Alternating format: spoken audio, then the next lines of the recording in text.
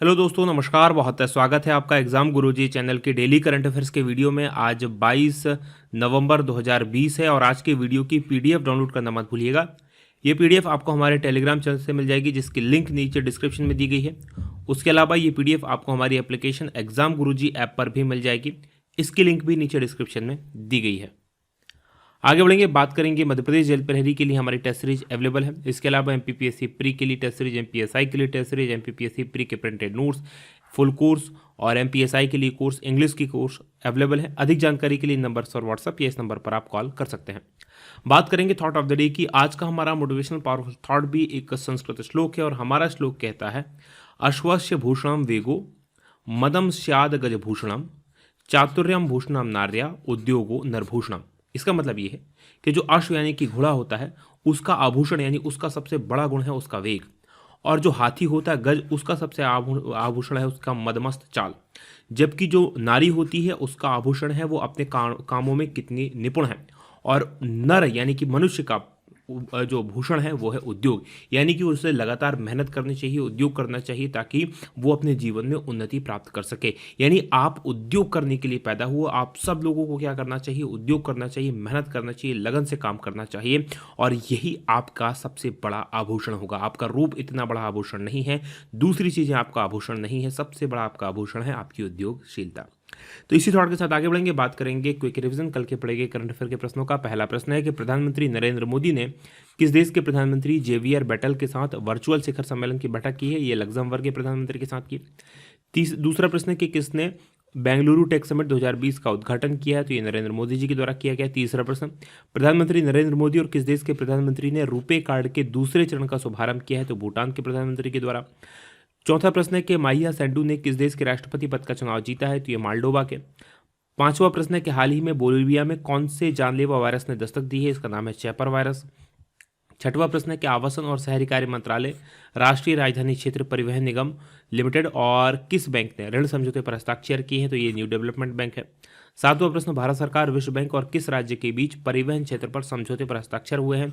तो भारत सरकार और मेघालय के बीच और विश्व बैंक के बीच में। विश्व शौचालय दिवस कब मनाया जाता है? तो 19 नवंबर को। और विश्व बाल दिवस कब मनाया जाता है? तो ये 20 नवंबर को मनाया जाता है। 10वां प्रश्न है कि राष्ट्रीय नवजात शिशु सप्ताह कब से कब तक मनाया जा रहा है? तो ये 15 से लेकर 21 नवंबर तक। वहीं 11वां प्रश्न है कि किन दो देशों के ने ऐतिहासिक रक्षा सौदे पर हस्ताक्षर किए हैं? तो ये जापान और ऑस्ट्रेलिया ने।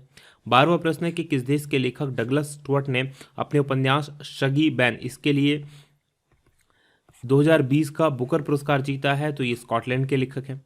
13वां प्रश्न है कि किस देश की अध्यक्षता में G20 देशों के वित्त मंत्रियों की बैठक आयोजित हुई? तो ये सऊदी अरब की अध्यक्षता में हुई। 14वां प्रश्न है कि वैश्विक रिस्पत जोखिम सूचकांक में भारत को कौन सा स्थान मिला है? तो भारत इसमें 77वें स्थान पर है। और 15वां प्रश्न है कि विजयनगर किस राज्य का 31वां जिला बनेगा? तो विजयनगर जो है आंध्र प्रदेश का 31वां जिला बनेगा। 16वां प्रश्न है कि किस प्रदेश में टाइग्रेस ऑन ट्रेल नाम से एक अनूठी रोमांचक मोटरसाइकिल यात्रा शुरू हुई है? तो ये मध्य प्रदेश में शुरू हुई है। 17वां प्रश्न है कि किस राज्य में इंदिरा गांधी मातृत्व पोषण योजना लॉन्च की गई है? तो राजस्थान में। 18वां प्रश्न है कि हाल ही में भारत में किस खिलाड़ी ने क्रिकेट से संन्यास की घोषणा की है? तो इनका नाम है सुदीप त्यागी। 19वां प्रश्न है कि आईसीसी ने अंतर्राष्ट्रीय क्रिकेट खेलने के लिए न्यूनतम उम्र कितने वर्ष तय की है? तो ये 15 वर्ष। और 20वां प्रश्न है कि महिला T20 विश्व कप प्रतियोगिता को कब तक के लिए स्थगित कर दिया गया है? तो 2023 तक के लिए। ये थे हमारे कल के पढ़े गए करंट अफेयर के प्रश्नों का क्विक रिवीजन। आगे बढ़ेंगे, आज के प्रश्नों की बात करेंगे। और आज के करंट अफेयर का पहला प्रश्न है कि G20 शिखर सम्मेलन किस देश की अध्यक्षता में शुरू हुआ है? तो ये शुरू हो गया है और ये हुआ सऊदी अरब की अध्यक्षता में, यानी कि सी ऑप्शन प्रश्न का सही उत्तर है। डिटेल देख लीजिए क्या है। तो 21 नवंबर से 2 दिन का G20 शिखर सम्मेलन शुरू हो गया, ये आपको याद रखना है। और इस बार 2020 में G20 का अध्यक्ष कौन है? तो सऊदी अरब है।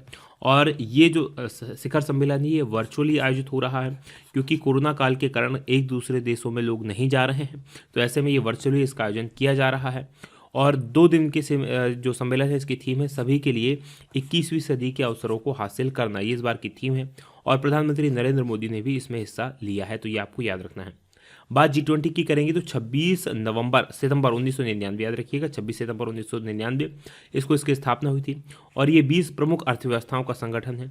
इन 20 अर्थव्यवस्थाओं में 19 तो देश शामिल है और एक यूरोपीय संघ शामिल है। इस प्रकार से 20 अर्थव्यवस्थाओं का देश 20 समूह G20 बन जाता है।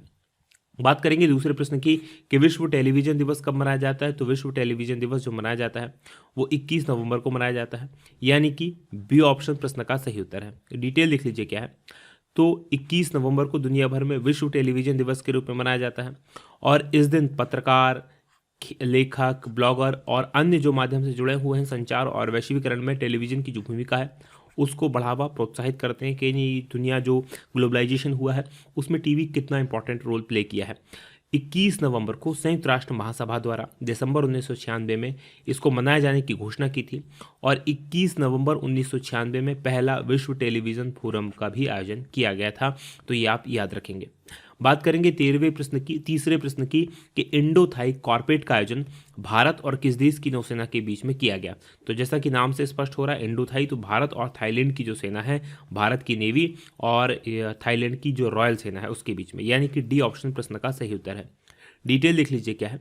तो 30वीं इंडो थाई कॉर्पेट, कॉर्पेट का मतलब होता है coordinate portal, COR coordinate PAT portal, right. तो भारतीय नौसेना और रॉयल थाई सेना के बीच में 18 नवंबर 2020 से लेकर 20 नवंबर 2020 के बीच में आयोजित की गई।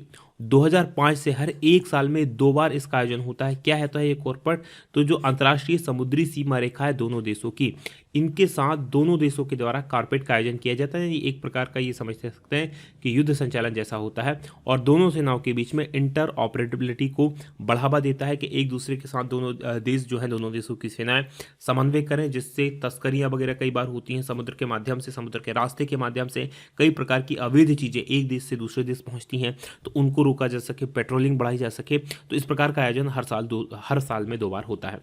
बात थाईलैंड की करेंगे। यहाँ की राजधानी बैंकॉक है, प्रधानमंत्री प्रच्युत चान-ओचा है और मुद्रा यहाँ की थाई बात है। अब मैप में मैं आपको थाईलैंड लिए चलता हूँ। तो जैसा कि आप स्क्रीन पर देख पा रहे हैं ये हमारा भारत है और हमारे भारत से अगर आपको थाईलैंड जाना है तो मूव करना पड़ेगा आपको पूर्व में। पूर्व में जाएंगे तो ये जो आपको येलो कलर का देश आपको दिखाई दे रहा है यही थाईलैंड है, राइट। ये थाईलैंड है जिसकी राजधानी क्या देख पा रहे होंगे, ये बैंकॉक इसकी राजधानी है। अब आसपास कौन कौन से देश लगे हुए हैं तो यहाँ पर आप देखेंगे तो ये जो है म्यांमार है जिसकी सीमा भारत के साथ लगती है। तो भारत एक प्रकार का रोड भी बना रहा है जिसे म्यांमार से होते थाईलैंड बाय रोड भी जाया जा सकेगा। इधर देखेंगे तो थाईलैंड की सीमा लाओस के साथ में लगती है। इस तरफ नीचे की तरफ देखेंगे तो इसकी सीमा कंबोडिया के साथ में लगती है और इस तरफ देखेंगे तो यहाँ पर ये जो है मलेशियाई पेनिसुलर है, तो यहाँ पर इसकी सीमा मलेशिया के साथ भी लगती है। और इस तरफ अंडमान सागर है और इस तरफ देखेंगे तो गल्फ ऑफ थाईलैंड यानी कि थाईलैंड की खाड़ी स्थित है। आगे बढ़ेंगे, बात करेंगे अगले प्रश्न की। अगला प्रश्न आपके सामने चौथा है कि किस केंद्रीय मंत्री को Vatayan life time achievement award से सम्मानित किया जाएगा। और ये सम्मान दिया जाएगा रमेश पोखरियाल निशंक को, यानी कि ए ऑप्शन प्रश्न का सही उत्तर है। डिटेल देख लीजिए क्या है। तो केंद्रीय शिक्षा मंत्री हैं रमेश पोखरियाल निशंक और इनको वातायन लाइफ टाइम अचीवमेंट पुरस्कार से सम्मानित किया जाएगा और ये पुरस्कार इन्हें दिया जा रहा है इनके लेखन, कविता और अन्य जो साहित्यिक कार्य हैं उसके लिए। ये पुरस्कार इसी विधा में दिया जाता है और ये जो केंद्रीय मंत्री हैं रमेश पोखरियाल निशंक, इनके द्वारा अलग अलग मुद्दों पर 75 से ज़्यादा पुस्तकों का लेखन किया जा चुका है। लंदन स्थित ये है वातायन, यूके का एक संगठन है जिसके द्वारा दिए जाने वाला वातायन अंतर्राष्ट्रीय पुरस्कार कवियों, लेखकों और कलाकारों को उनके संबंधित क्षेत्रों में अनुकरणीय कार्यों के लिए दिया जाता है। बात करेंगे 5वें प्रश्न की कि साइकिल से सबसे कम समय में कश्मीर से कन्याकुमारी की यात्रा करने का रिकॉर्ड किसने बनाया है। तो ये रिकॉर्ड बनाया है नासिक के ओम महाजन ने, यानी कि बी ऑप्शन प्रश्न का सही उत्तर है। डिटेल देख लीजिए क्या है। तो नासिक के 18 साल के साइकिलिस्ट हैं ओम महाजन और इन्होंने साइकिल से श्रीनगर से कन्याकुमारी तक की जो 3606 किलोमीटर की दूरी है उसको 8 दिन 7 घंटे और 38 मिनट में पूरा करके रिकॉर्ड बनाया है। ये वो व्यक्ति हैं जिन्होंने रिकॉर्ड बनाया है। श्रीनगर से कन्याकुमारी तक का सबसे तेज साइकिल चलाने का रिकॉर्ड पहले इन्हीं के अंकल महेंद्र महाजन के नाम था, लेकिन हाल ही में ये रिकॉर्ड तोड़ दिया था भारतीय सेना के लेफ्टिनेंट कर्नल भरत पन्नू ने और उन्होंने इस दूरी को 8 दिन 9 घंटे में पूरी किया था, जबकि ओम महाजन ने इस दूरी को 8 दिन 7 घंटे और 38 मिनट में पूरा करके फिर से अपने नाम कर लिया है। बात करेंगे 6वें प्रश्न की कि न्यूयॉर्क टाइम्स 2020 की 100 उल्लेखनीय किताबों की सूची में शामिल भारतीय लेखक कौन है। तो इसमें 3 भारतीय लेखक शामिल हैं, मेघा मजूमदार, दीपा अन्नपर्रा और सामंत सुब्रमण्यम, यानी कि डी ऑप्शन इस प्रश्न का सही उत्तर हो जाएगा उपरोक्त सभी। डिटेल देख लीजिए क्या है।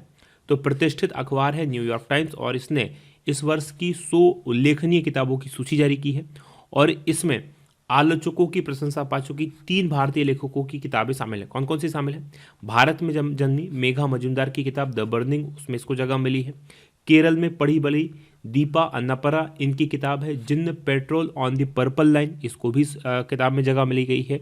और सामंत सुब्रमण्यम ये तीसरे लेखक है जिन्होंने सूची में जगह बनाई है और उनकी किताब है are dominant character the radical science and restless politics of JBS Haldane. तो ये 3 किताबों 3 लेखकों के नाम आप याद रखेंगे।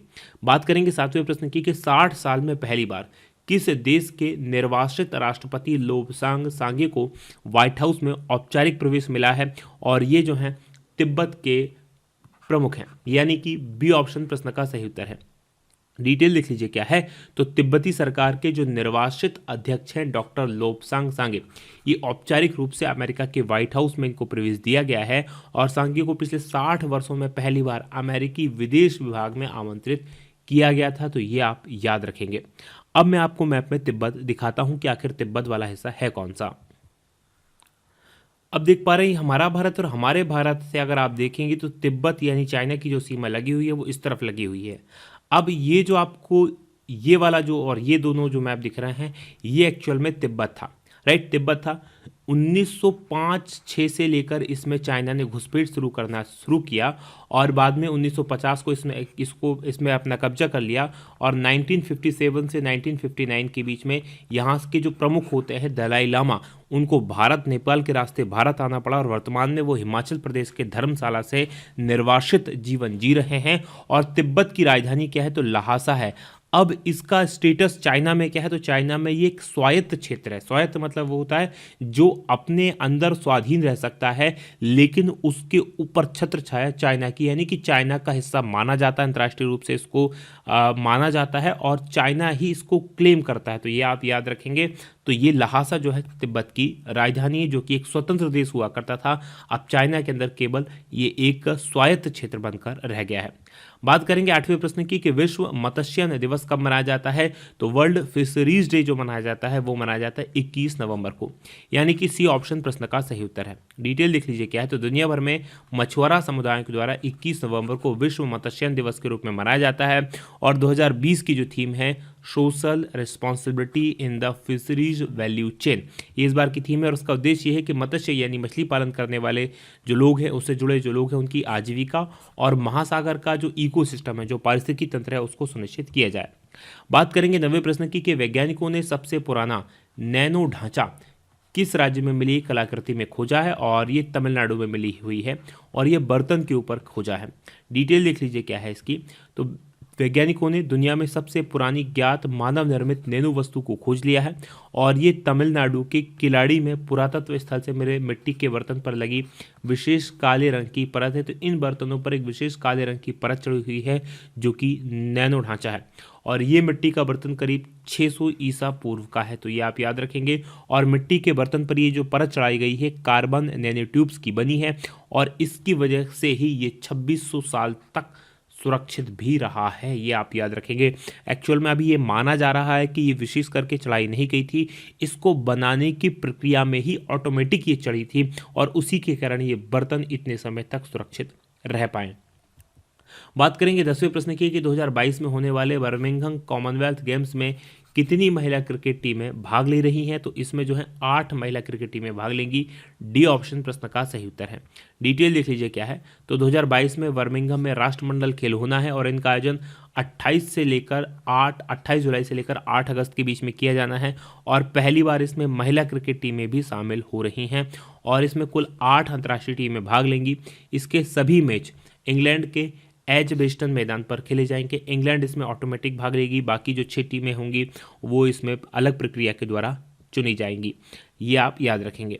बात करेंगे अब हम कल के सवाल की, क्योंकि आज का हमारा करंट अफेयर का सेशन यहीं तक था। कल मैंने आपसे प्रश्न पूछा था कि किस राज्य में प्राइवेट नौकरियों में स्थानीय लोगों को 75% आरक्षण के लिए विधानसभा में विधेयक पारित किया गया है और ये जो विधेयक पारित किया गया है ये हरियाणा में किया गया है, यानी कि बी ऑप्शन प्रश्न का सही उत्तर है। अब आज के प्रश्न का उत्तर देना मत भूलिएगा। आज का हमारा प्रश्न है कि सिस्का ग्रुप ने किसको अपना नया ब्रांड एम्बेसडर बनाया है? पहले हुआ करते थे इरफान खान साहब, उनका निधन हो गया, उसके बाद किसे अपना नया ब्रांड एम्बेसडर बनाया है, तो कमेंट करके जरूर बताइएगा। ये वीडियो कैसा लगा बताना मत भूलिएगा। आज की बात करेंगे यहीं समाप्त। आप लोगों का बहुत बहुत धन्यवाद। जय हिंद, जय भारत।